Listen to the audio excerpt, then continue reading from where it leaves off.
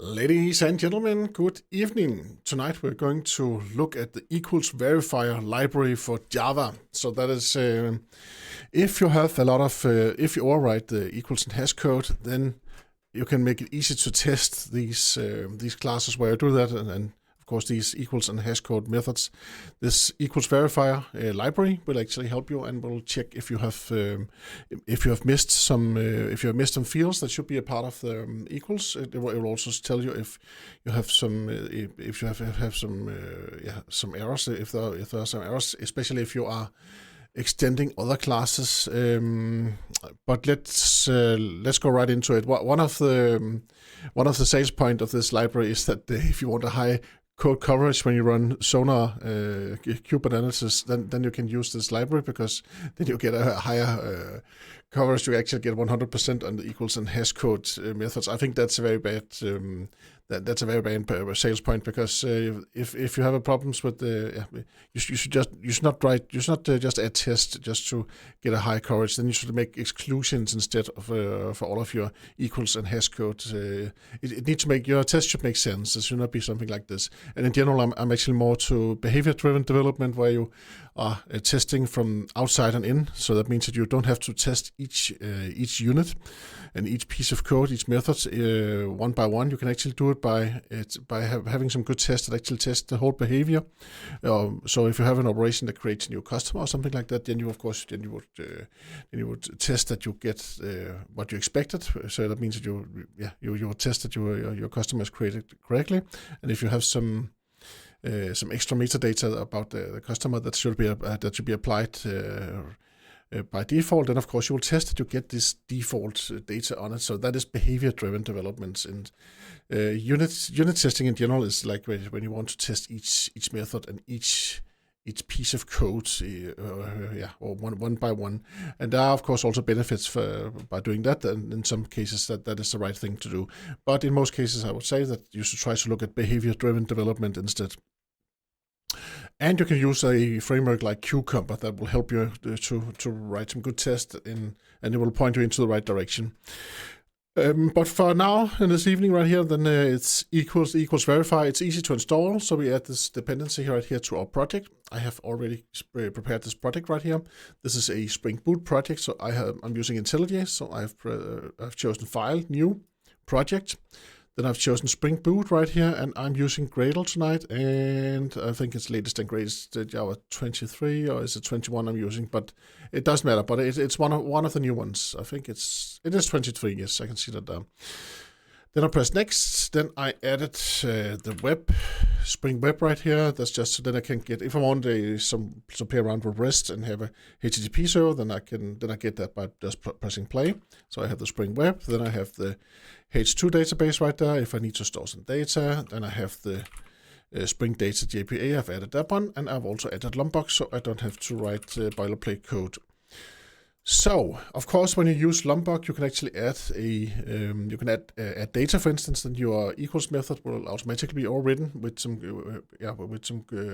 cool code that actually uses all of the member variables in the equals method. It will be written automatically for you. That's a cool thing about Lombok. But right now, let us go look here. We have a space station right here. We will now create a new spaceship. So I've added this. I've added this dependency down here. Equals verifier. It's down here. The code is freely available. It's free and it's available on GitHub. So just feel free to go and look for my account, and then you can find the Spring Boot wiremock and testing project. That's where this is located in. Okay. So you add that, and then if you're using Gradle, then you have to press the reload all Gradle projects like this, refresh button, then it will download the dependency if you don't already have it. If you use Maven, then you can just do like you saw in the guide right here. Then you will just add this piece of XML right here. And if you're using Gradle, then again, just copy this XML, paste it in IntelliJ, it will automatically be converted into the Gradle format. So if I paste this now, okay, now it actually failed. That's because there was one character I did not get, I think. So if you copy right here and paste, look, then it's converted automatically by IntelliJ. So that's quite cool. The other way around is not. It doesn't work the other way around. It's just from the POM XML format to the build.gradle format that works out of the box with IntelliJ.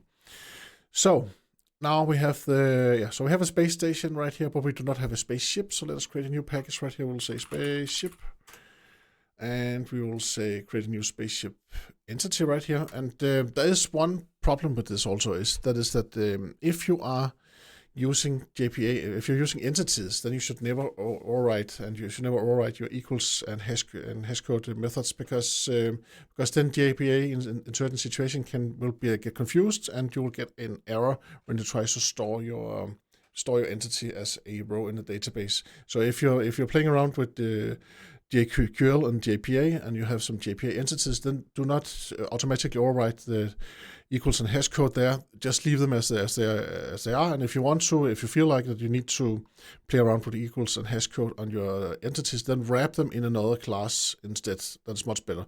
But for this situation right here, we want to create a spaceship DTO, and a DTO it is totally okay to overwrite the equals and hashcode on a DTO, because the DTO, that is just what is going to be turned into JSON, and this is what is going to be exposed to the client, if we have a client, of course. So here we have the public class spaceship DTO, and here we will have an integer, which is the ID. We have an ID of the spaceship right here. We could also choose the name. So we say private string name. Why are you using private, Mike? Then you cannot access them, can you? Yes, we can, because we're going to add getter right here with Lombok, so we get the getters and setters automatically. We will also get a required ARGS constructor. We will also get a default constructor. We should also get we will get the required ARGS constructor for now, and then that's it. No ARGS constructor, that's the one. No ARGS constructor. Yeah, we'll also get the default constructor, no ARGS constructor right there. So the spaceship has a name. It also has a number of crew members. So crew members right here. Okay, so now the situation is that we will create so it has a name, crew member, maybe some fuel also, right? Private, that can then be a double. So that is the fuel percentage from 0 to 100. So fuel percentage, yes, thank you very much. So now we need to create a test for this. So let us test the code, else insert, then I can go and say test. Please create a test right here. Yes, what do you want to test, Mike? I'll just tick off one of the methods right there. That is just so I can get then I just get a test right here, and I want to make this public, and I want to make this public right here, and that is because I want to use a Spring Boot test normally, but actually in this situation I do not want a Spring Boot test. No, I just want to test test spaceship DTO. So I'm just creating a test right here. Then let me say, that's another thing we did not do. We did not create the. We'll say new spaceship DTO. We did not overwrite in the equals and hashcode, but that's okay. To begin with, we do not do that, so we will just say spaceship right here. Spaceship, yes, DTO equal to new spaceship right here. So we create a new spaceship, then we will set the name. Yes, we will set the crew members, maybe 4. It needs to be a bit more. 200. So like this. It's a big spaceship, right? So then we set the fuel percentage. And of course, now we did not set the ID. That's okay. Set the fuel percentage. That could be 88.2. And then we set the, let us also set the ID. Set ID. So here we have the ID. We set this to 12. Why do we set all of those? Like, is that necessary? No, it's actually not necessary to set values. But if we go here, then we can find the demo example right here. So, and there's also a cool video. The video is very short, but it's also very it tells you exactly how to use the library. And here actually we have an example. So we can use it in a test like this. Equals verifier for class. It is quite strict. So there's another version where it says equals verifier. That's simple for class verify.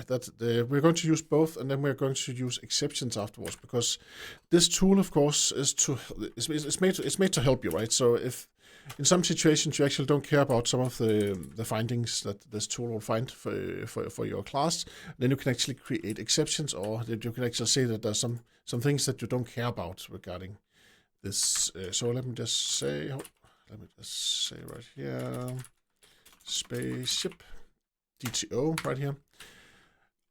Of course, I do not need to. Why did I want to create this? That is not for now, I think, actually. So actually, I just want to create the equals, and I want to have two spaceships, right? And I want to test whether they're equal or not. Or do I? Actually, I do not need to do that. So I'll just have the equals verifier right here. I can save my code right here. So I'll just say so like this. So now I'll just comment it out. And here we have so here we have equals verifier for class spaceship. Okay, let us just see what it finds. So it will probably find out that I do not have an equals or hashCode. So what does it say right here? Constructor spaceship DTO is already defined in class. Okay. That is what was when it should no as constructor. Okay, so let us remove this right here. And then we say build again, control F9. Now compiles, and it's happy. And let us go to the test class again. Right here, then we run the test. You can also press Control twice, then you can rerun something that you ran in the old day previously. So here, okay, so there's a lot of things wrong with our equals method. Right now we are not overriding it at all, so we are just using the default one. So what does it say right here? It says assertion error. Equals verifier found a problem with the spaceship DTO. Equals is inherited directly from the object. Okay. So that is not good, because then you cannot actually not use it. It's not very useful, because then let's say that I want to check if two of my spaceships are equal to each other. Then if all of the member variables were equal to each other, then I would say that those two spaceships are equal to each other, yes. But that is actually not the case, because I've not implemented the equals and the hashCode. So so I need to do that. So I've not overridden the equals and the hashCode. So let us just see what right here. So, and then it actually also says, if you do not care about this, then you can suppress this warning by adding this, suppress warning inherited directly from object to skip this one. So let us do that to begin with, actually. So we will jump to the test right here, verify, and then we will say dot suppress, and then we will say warning dot blah blah blah blah.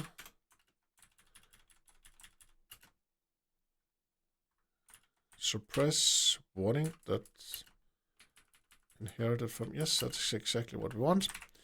So let us try to run the test once again. So now this test will be ignored. This issue, if you will, this issue with the equals verifier will be ignored. And what does it say now? So now it found another problem. Object is not equal to an instance of a trivial subclass with equals field. Yes, and that's exactly what I said, right? If you want to, when you have DTOs, you want to override your equals and your hashCode. Of course, there's multiple ways of doing that. You can use lombok, and then you can say that you want you can actually just say that you want it as a data. So we need to go to let us go to the spaceship DTO right here. So go to the spaceship DTO right there. Then we can say that we want to generate the hashCode for equals and hashCode. We'll see that is the lombok annotation right here. We can add that. We can also add data. Then we will get the getter and the setter. We will get equals and hashCode, and we might also get more, actually. The string method will also be overridden, actually. So actually, okay, so to begin with, let us just do that. So equals and hashCode, that's fine. So we run the test again. I could press play down in my corner right here, or I could also press Control F5 as it says, or I could press Control twice, and then I could say test spaceship, and then I can find it right here. Test spaceship DTO, enter. Then I will also run it. So sometimes it's faster to just tap Control twice. and then you'll get that pop-up where you can run stuff that you has previously run, or which can be guessed by IntelliJ. So here we have now found another problem right here. It says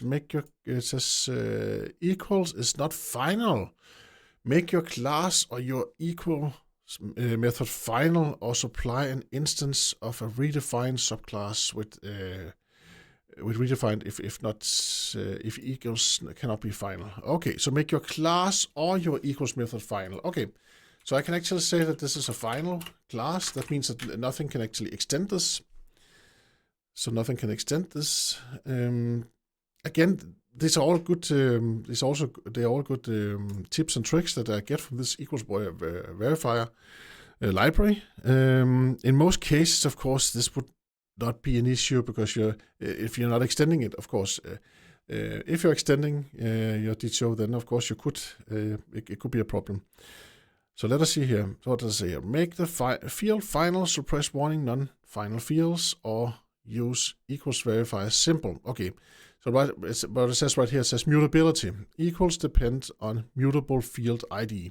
So it does not like mutability. So it says that this is mutable. That means that suddenly you can change something, and then that is against immutable code guidelines, and especially so also if you're playing around with the new records, then you will also see that these all of the member variables there are actually immutable. If you're playing around with records, or if you're using Kotlin, then that would not be possible. So I have two ways to fix this. I can say final, final, final, and final. So that means that now I can only set these. I can only set these member variables when I'm creating a new instance of my DTO. And of course, it's good to write code like that. It gives fewer side effects when you do that. Sometimes it's also really annoying if you really want to set something. Of course, now I cannot use my setter right here. The setter is not usable.